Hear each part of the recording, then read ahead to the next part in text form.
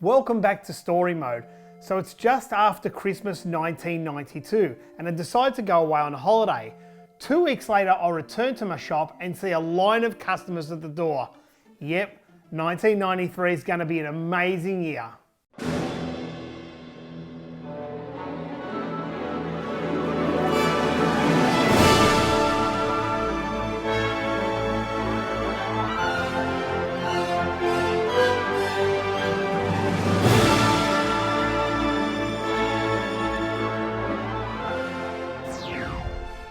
Welcome to 1993, where one of the most epic movies of all time were made, Jurassic Park.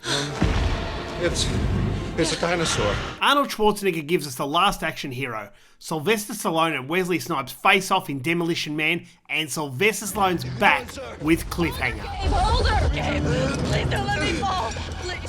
My top films for 1993 are Falling Down. Yeah, well, hey, I'm really sorry.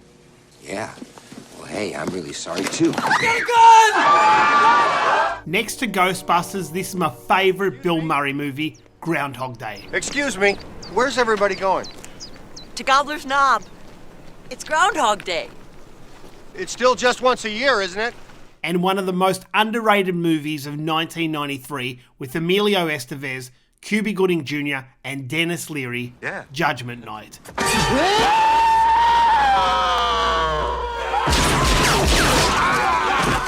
And speaking of Dennis Leary, my favourite band Duran Duran was still going strong. But I won't cry for yesterday. There's an ordinary world. But these were the real sounds of 93.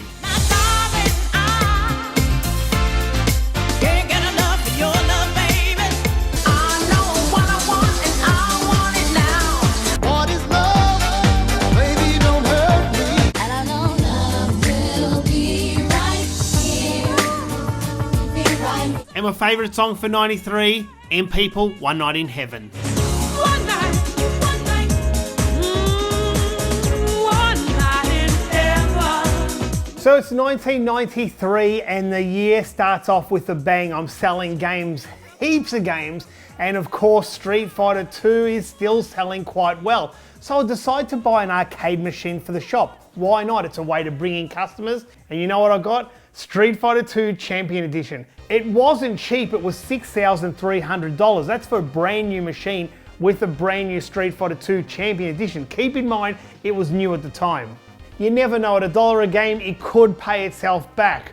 Boy, was I wrong. The machine would do about $50 a week, and that was a good week. Some weeks were like $30 a week. Unfortunately, a lot of people didn't play it because they're coming to my shop to buy Street Fighter 2, not to play it. The best part about it is I've still got this very machine today, and I still use it all the time.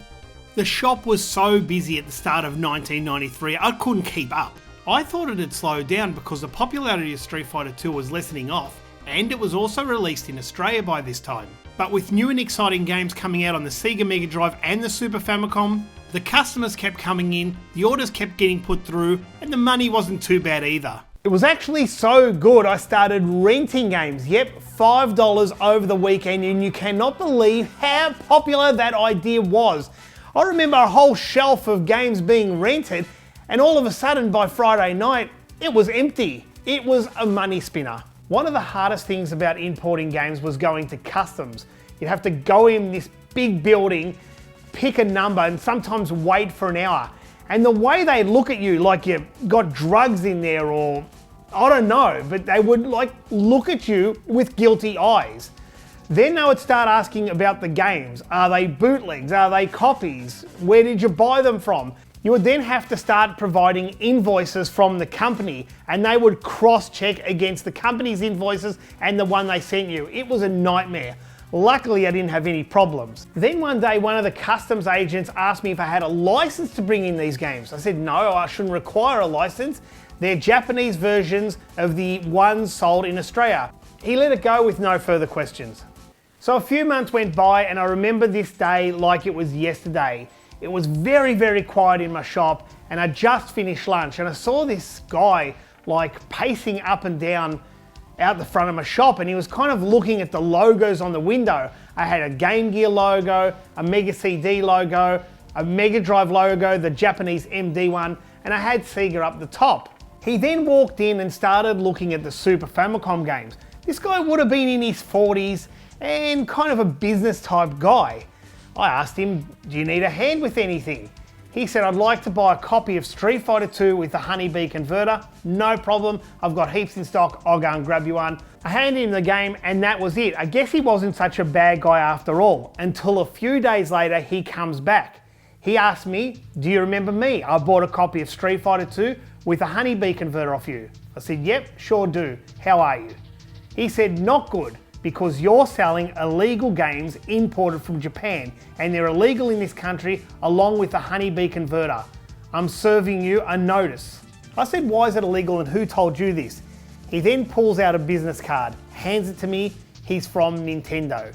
He said, I'm saying it's illegal, I'm from Nintendo, and if you don't stop selling your games, we're going to take you to court and sue you for damages. I also explained this is not the same as the Australian stock. This is the Japanese version. It is not sold in Australia. He told me it's parallel importing and they have exclusive rights to anything that carries the Nintendo badge in this country. Anything brought here without Nintendo's consent is illegal. The justice system works swiftly in the future now that they've abolished all lawyers. He then said there's an alternative, which made me listen very eagerly because I had so many orders I needed to fill. He told me I could buy directly from Nintendo or Village Roadshow and start selling the Australian versions of the Super Nintendo. But how much money would I make on that? That was the issue. Sometimes $5 a game, if not $10 a game. And how am I going to survive? Not only that, I'd be up against the big shops such as Kmart and department stores. So I started to buy games from Village Roadshow. There was no way I was going to buy them directly from Nintendo and give them that win. Village Roadshow ended up buying them from Nintendo and selling them to me. Village basically sold to the little guys because we're not big department stores and can't buy in bulk. In the meantime, I started selling Japanese games under the counter. It was hilarious. People would come in and ask for Japanese games. I'd say, hang on a minute, I'd have to go at the back and see if I got it, and kind of put it in a brown paper bag. No kidding, that's how it was. 2 weeks later, guess who walks in? Sega. Well, it's actually Aussiesoft, the distributors for Sega, and they were heaps easier to deal with. They just wanted me to stop selling games that are released in the country, but if they're not released here, by all means I could sell them. So in the meantime, I opened up an account with them also. A few months went by and I noticed it was getting harder and harder to survive. The money I was making on Australian games was very minimal, and who's going to come to a shop out in Preston when every department store is pretty much selling it? And for me to undercut a big department store, who cares? I barely make anything on a game. I remember Legend of Zelda, Link to the Past, I would make $3 per game. What is the point? So I knew the writing was on the wall and I'd have to close the shop. This was towards the end of 1993. It was an epic ride and what an experience. I made a fair bit of money and I guess now I had to start looking for a job. I took all the stock home and started to sell the games in a local paper, but I made sure I kept one of every copy for myself because I knew in the future I wanted to have a huge video game collection.